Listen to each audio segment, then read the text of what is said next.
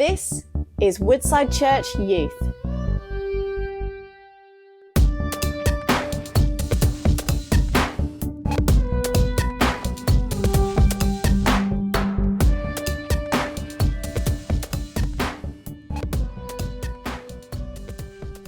Hello everyone, I hope you're doing well. I hope you enjoyed part 1 of this episode. You're about to listen to part 2 of episode 8 of the Woodside Youth podcast, and you will enter the conversation halfway through where we're going to start to talk about temptation, pornography, anger and comparison. It's a really practical section, so make sure you carry on listening all the way through. And at the end, obviously, like always, we're going to have our golden nuggets of practicality, but unfortunately, Kev's audio dropped out, so you're just hearing one from me and Luke. But I hope that was all good. Hope you enjoy the episode, and I'll see you soon.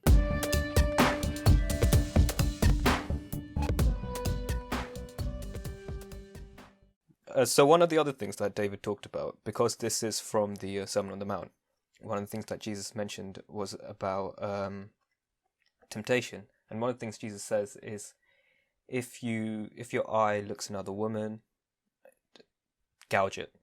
I've paraphrased that. Yeah, very much so. Sorry. Wait, are you telling me that Jesus wasn't natural English, Kev? Wait, as good as you? Jesus, gouge Jesus blood. Jesus wasn't born in Bedford. Anyway, yeah, and from that, David talks about taking action, and that's quite a drastic thing to do, gouging your eye out for the sake of looking at someone else. But I mean, it's a big statement. But what do we think of it? I mean, I think we have to look at the message behind the statement. It's like, take drastic action or do whatever you need to do to prevent yourself from looking at that woman again and again and again. Yeah. David again talked about how this talks in the continued present tense. So this example is how we can take drastic action to not have that look time and time over again. I think no one's going to gouge their eyes out, but I think from the get-go I'd encourage you, what drastic action do I need to take in order to... So that one, it was, I'm looking at this woman a lot, I need to stop myself from looking. So he's gouged his eyes out so he physically can't look. So it's kind of like, from the start, it's like drastic action needs to be taken because temptation is horrible and it's not of God, or that action, Well, like, it's fun, like... For when I read the Bible and I read Jesus, when he does something that is like he's exaggerated, which is ultimately although it sounds like he's sinning, he's not sinning, but he's using hyperbole to make a point. He's exaggerating to make a point. He does it all over the Bible. So Peter says, how many times should I forgive a person? He says 77 times 7. Clearly, he's not meaning literally. You've got to go and do some math somewhere and have a little tally book. He's saying he does it to make you flip and stop and think, what on earth? He does it at the time. That's the same. Like he says that tree doesn't bear fruit, and he makes it shrivel.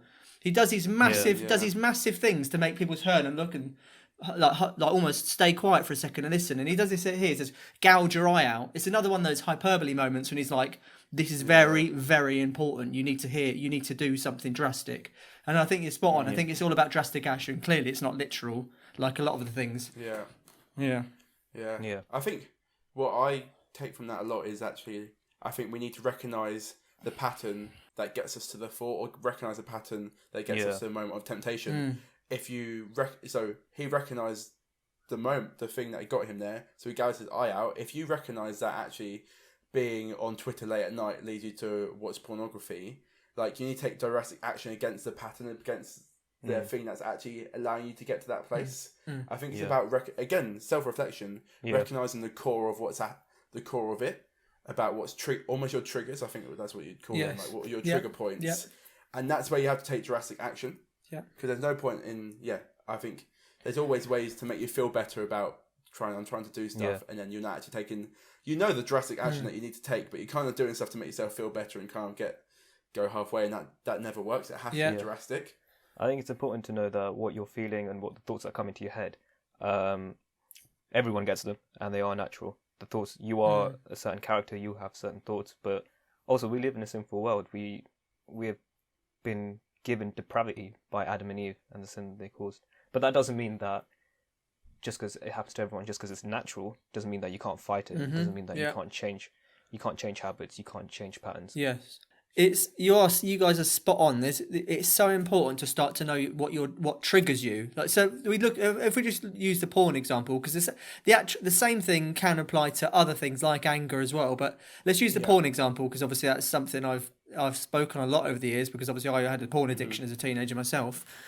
But so let's use, so say one day you come home from school, and you don't just, generally what happens is you don't just, oh, you know what, I'm really horny, I'm going to watch some porn. That's not what happens. That's not actually what happens. What might have happened is you might have been at school and you might have been hanging out with your friends and they might have been talking about sex. This is possible. They're in a group and they're chatting about sex quite lightheartedly, and you're walking home and you're thinking about that conversation and thinking, I'm a Christian, I'm not going to be having sex till I'm married. And you might start feeling those feelings, almost like a bit of despair, like you're missing out on something. That's one of the thoughts. Yeah. I'm missing out, which is actually, that it's not. It's actually a big lie, because if you wait till you're married, it's not missing. It's quite the opposite. It's very special. So you might feel a sense of loneliness. You might be with a couple that have been talking about their sex life at school, and you're thinking, I haven't got a girlfriend and I can't. And then you feel that sense of loneliness. Loneliness is actually one of the most common reasons that people get into watching porn. I didn't realise that until recently, but loneliness is huge. So there's a lot of so it's worth, after a while, starting to think, self-reflect, we talked earlier, and think, what has happened today? Why am I horny? Why am I wanting to watch this? Because it can just be I'm bored, but that's never starts like that. That's when it's become a habit, and that's what you do when you're bored. But right at the beginning, it doesn't start like that. It starts with usually an emotional thing that you felt inside. But yeah, so it's good to start self-reflecting, and think, what has happened today? What could have triggered that moment? But yeah. Yeah, and I think the key, after you've self-reflected and kind of identified the trigger, I think the next part of the process is then exposing that. Be like, actually, I understand that. How can I, take a drastic action against it? Even if you kind of know that, I'm feeling really lonely today. Or you can see in a couple of days' time, I'm not going to see any of my friends. My mum's out at work. Whatever happens, and you can almost anticipate the point where you might see that trigger. You can then start to put things in place where you prevent from even getting to that place. Yeah. So I think expose it, like identifying it and exposing it, and then stopping from getting to that place in the first place, is a really helpful way to do it. I think we talk about in community group about how we can avoid temptation and stuff like that, and temptation is not of God and it's darkness, and I think exposing it and bringing light to the subject is really important as well. So not shout. I wouldn't immediately suggest to anyone to shout from the rooftops if you are struggling with a porn addiction, but letting a few people know that can then help you and check in on you and then encourage you through it and help you through it. I think that's really important, because as soon as it's not a secret anymore, I think it's instantly easier to deal with. It's more than easy to deal with. It loses its power. The power of porn is secrecy, and that's why all of us find it hard to tell somebody, I watched this. Because the power of porn is in the secrecy. If you can break the secrecy, you are over halfway to beating the addiction straight away. I'm not exaggerating. Over years and years of mentoring people on this subject, the secrecy is the most powerful thing about porn.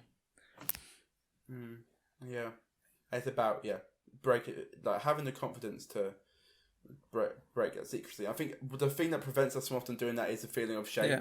That no one could be worse than me. Like, there's only me going through this. But actually, like, you can talk to so many people in a church, and actually that's not the case. There shouldn't need to be shame about talking to someone about it, because actually you're showing the will to kind of change and get over it and not be in that temptation anymore. So I think releasing the area of shame in this is massive as well. And that's been a big problem with the church over the years, is Christians have had to put a mask on about what they're really like, and as a result, as we put this silly mask on, everyone else thinks that they're really ugly because we've got this pretty mask on. But the truth is, if we were all honest about our lives, that feeling of guilt and shame would be so much less, because the reality is we're all messed up. Even the people on the stage have got massive struggles. We all have struggles. We just talk to people about it, and it's about us being totally honest. It's such an important thing. It's so important. We need to be honest and just, what, we're all messes. It's not good people, bad people, and Jesus. It's bad people and Jesus. No, people think Christians are these good people, there's these evil people, and then there's Jesus, and he goes on the good people's side. No. Well, the Bible says all man is evil, and Jesus is the only one that was not. And so we join onto his side, and he cleans us. But I think it's so important that we hold on to the fact that, Yeah. Do you have any practical advice on how to have that first conversation? The first conversation is difficult. But so you find the advice is pray. First up is you pray and you say, God, this is going to be, it is really difficult, that first conversation. This is going to be really difficult. I'm very embarrassed, but would you give me strength to have this conversation? That's the first thing you do. And that's not just a cop-out Christian answer, pray. That is power. There's the powerful moment. Yeah. And once you've had that powerful moment, you go to a person you trust, so you know he's not going to go and spread the word.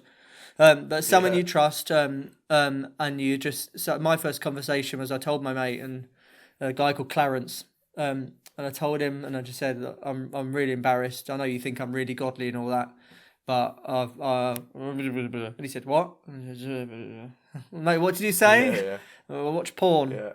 And he's like, oh, well done for telling me. And then he kept accountable for quite a long time. So you just got to say literally those words, but you have to say, right, what people do. This is what people do. This is what I know that people listening to this are going to be tempted to do. This is how the conversation will go.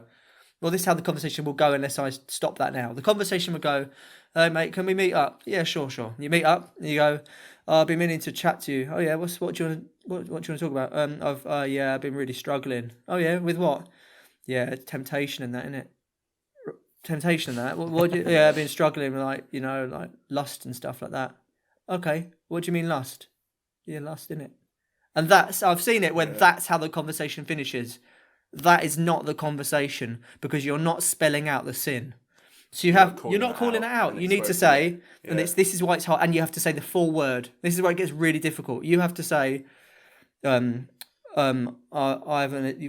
been watching pornography. Not porn. Porn is a softer word. You've got to say pornography. I've been watching pornography and I want to stop. Can you help me? That's what you have to say. That's the sentence.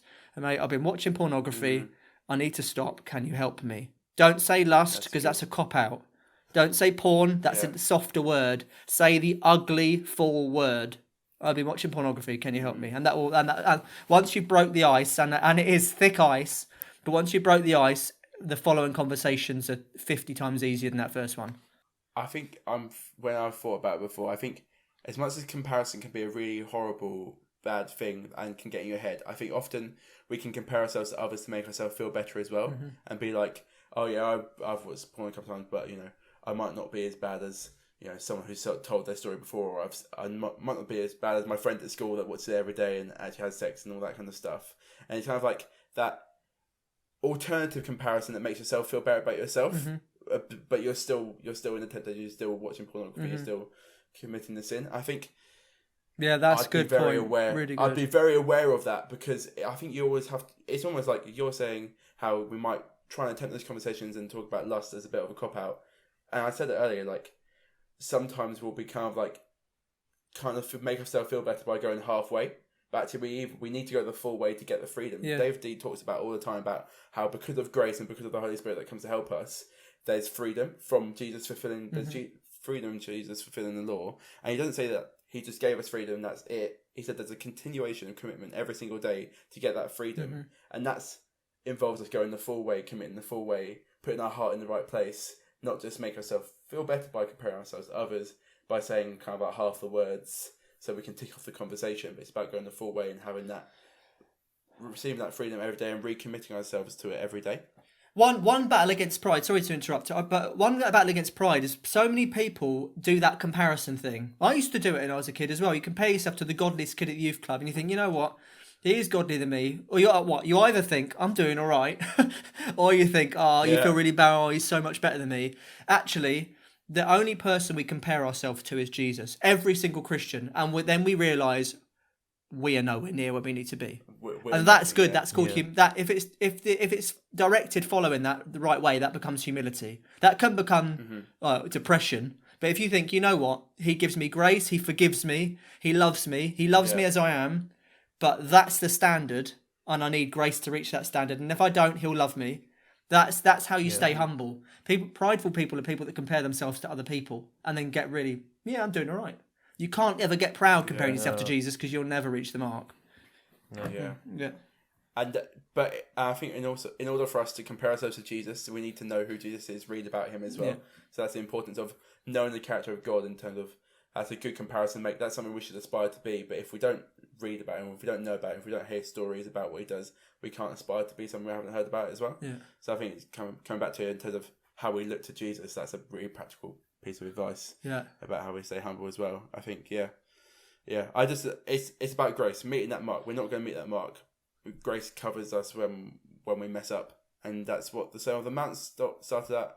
Sorry, I keep interrupting. I'm genuinely, I'm sorry. So Ollie, you said that comment about if they, you know what, I don't watch it that much, or I'm not an addict, which is actually a lie that a lot of people would believe. I don't need to seek help. I'll just stop it. I'm not addicted to it. Yeah. But actually, the truth is that specific sin, if we're talking pornography for a second, that specific sin is, if you're talking on a level of addictive, it's up there with crack cocaine. And that's not a joke. Literally, there's only, the thing is, crack cocaine is the only thing that has the same level of addiction to pornography. It's the most addictive thing. Wow. So you say, I'm addicted to it. I'm not that addicted to it. That's probably not true.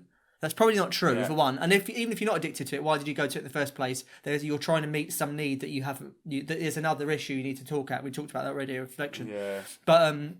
But yeah, I think that as soon as you think that thought, that's probably, if I think I'm not addicted to it, that's when you need to speak, because that's straight away a lie that Satan's put into your mind to stop you admitting it. It's a very powerful lie, a very powerful lie. Recognizing that as the voice of the enemy, the voice of the devil, is really important. Being able to identify that, that's so important. I know that if anyone listening to this, if that's what you're telling yourself, that I'm not that addicted, so it's fine, that's a lie from the devil, and being able to identify that is so important. And that's I'm praying that this is the moment that people get freedom from it. But the anger, but David did say in his preach about anger, but he said it's no coincidence that he said anger first. So Chris, we are good at touching on the porn one, and it is important too. But he did talk about anger a lot, and he said that anger's in itself not wrong, which I found quite interesting, because Christians always get told anger's wrong, but it's what you do with the anger, and obviously sort of dealt with anger is unforgiveness, and as soon as unforgiveness is in the mix, then we're in flipping big trouble, big trouble, because Jesus says, give us, what's the Lord's Prayer? Our Father who art in the heaven, the kingdom, your will be done on earth as it is. Give us today our daily bread. As we forgive those who trespass against us. Forgive us our sins as we forgive those who trespass against us. Straight away, you're saying to God, would you forgive me just like I've forgiven them? And God put that line in there for us to go, I haven't forgiven him. I've got to deal with that before I come to you. So really important.